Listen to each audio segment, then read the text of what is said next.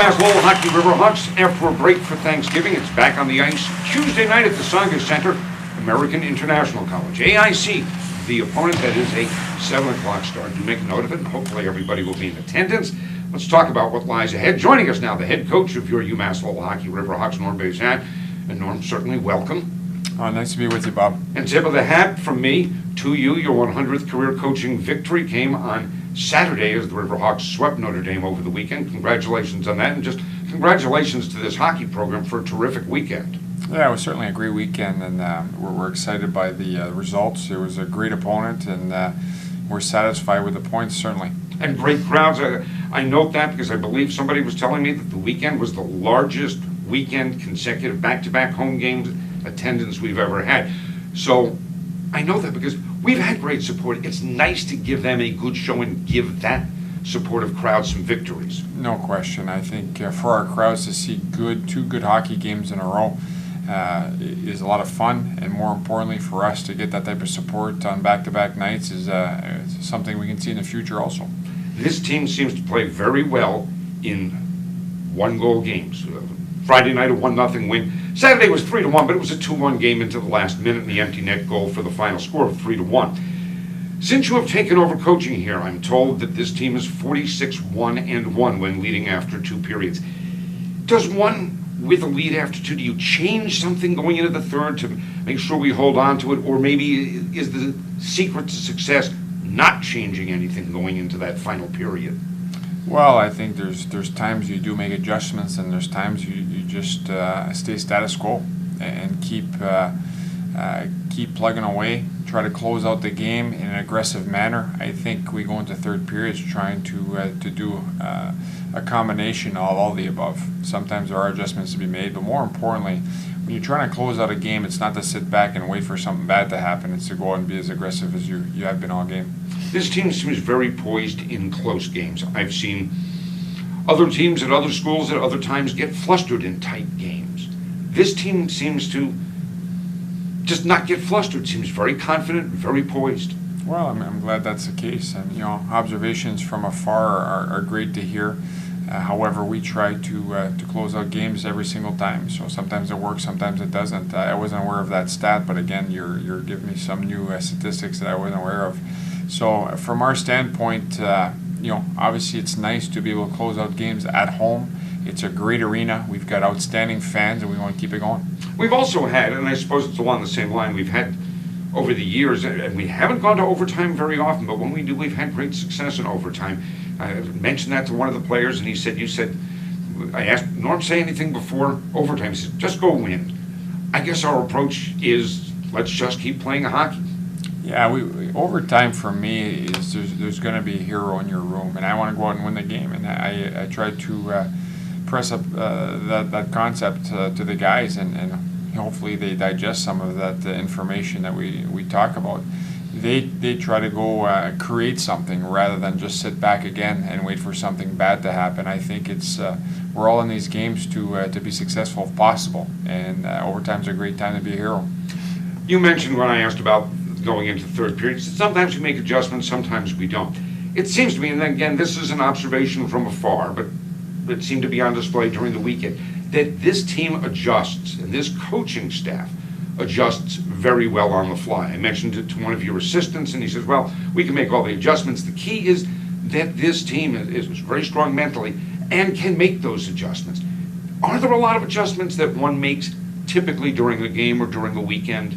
Oh, certainly, especially against, I thought Notre Dame had a very good game plan, but they adjusted as the game went along. We adjusted to their adjustments, and it just keeps on going back and forth. And you have to be able to adjust on the fly in order to have success, or else you're going to be stuck in the mud and stuck in some system that's not working during that point in the game. So I feel we adjusted well. I think this group as a whole adjusts better than last year's group.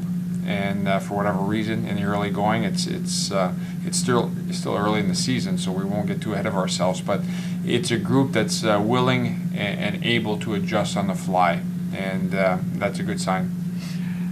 You make adjustments. Notre Dame makes adjustments. How much of the outcome of a game do coaches determine by those adjustments during a game?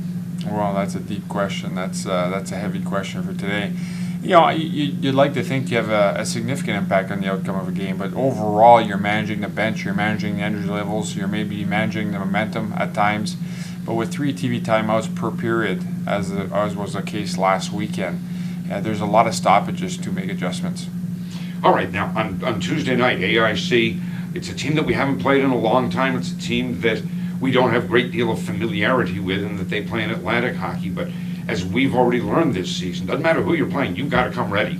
Well, there's no question. We're not going to take anybody lightly. We learned our lesson early on this season, and it was a good learning lesson. And I think we'll be ready to play come Tuesday. We look for an aggressive team. They've got 3+ point-a-game guys. They've used 3 of their goaltenders, and I know 2 of them very well. And they're going to have a good hockey club, and they're going to give us everything we can handle. You look for improvements each weekend. All right, we have the information from last weekend. What do we need to get better in as we prepare for AIC? Well, if you look for improvements from last weekend, I'd like to score a couple 5-on-5 goals. I'd like to continue to improve on the special teams. I think it's strong at the moment, and we can continue to improve on the penalty kill, and have more puck possession time. So those are 3 quick objectives I have in the back of my head as I think of how we can improve going forward. College hockey's general observation, it's tough scoring 5-on-5. Power plays, penalty killing plays an unusually large role in the outcome of games. 5-on-5 scoring's tough. It is. It is in any league. However, more so in college, because you have 5 days most times to prepare for an opponent, so you know exactly what they're supposed to be doing out there. And I think it's going to remain that way for the rest of the year. We've got great opponents coming up, and scoring 5-on-5 is sometimes a question of puck possession. It's a question of beating your one man from the corner to the net and making something happen. So we're going to look forward to that challenge come Tuesday. Often over the years you've said to me, it's about 65 minutes of hockey. I thought this past weekend we played 65 minutes, or 60 as the case may be, but it seemed as though there was no shift that I would say, they weren't prepared that shift, or they weren't fully focused, or they didn't play with it. It seemed as though, especially Saturday, boy, the urgency was on display. Yeah, it was. I was really pleased with our total effort, and it was more or less almost a heavyweight fight where you get both opponents keeping the game simple, making hard plays. It was a physical game. Both teams had lots of chances, and both goaltenders were excellent. So it was really a good playoff weekend for both teams, and there wasn't much separating, as we both know. I heard a lot about it, certainly being around the campus. Even at the Owl Diner on Sunday morning, I heard from people who'd been at the game the night before. As much energy and effort and emotion goes into that weekend, how quickly does this team just completely put that behind them and focus on the next opponent? Well, it happened the following day. That's the way it's got to happen. Successful or not, you have to put the weekend behind you. And thankfully, this weekend is an off weekend for us, and we'll look forward to Tuesday. These guys will have a couple of days off to enjoy Thanksgiving, and then we're right back to work. It's almost easier with the break to refocus them when they come back.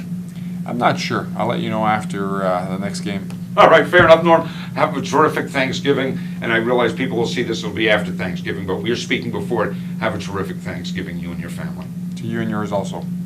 That is Norm Bazin. We'll remind you, Tuesday night, AIC at the Sanger Center, 7 o'clock. Please be there.